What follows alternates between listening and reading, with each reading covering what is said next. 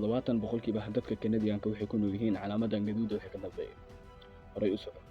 haddana 50 boqolkiiba dadka Kanadiyaanka waxay ku nool yihiin isla calaamadan gaduuda wixii ka dambeeya. Arrinkan maxay ku dhacday? Xaqiiqadan qabso. Inta badan dhulka Kanadiyaanka ma ahan dhul ku fiican xagga beerashada.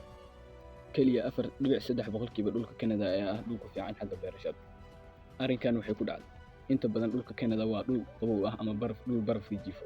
waxayna ku taalaa cirifka koonfureed ee dunida, taasoo ka dhigaysa inay macquul ahayn in wax lagu beero dhulkan. Arrinka kale, badanaa dadka Kanadiyaanka waxay u degan yihiin gobollada dhaca xadka dalka Mareykanka. Xaqiiqdan qabso.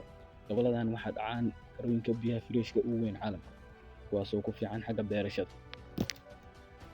Sidoo kale, gobolkan la yiraahdo Quebec iyo magaalooyinka ku dhow waa meesha cimilo ahaan ugu fiican dalka Kanada. Meeshan waxaa dhacaan 3 magaalo ee ugu weyn dalka Kanada. Waa magaalada Toronto iyo magaalada Ottawa iyo magaalada Montreal, waxayna dhacaan dhammaantood xadka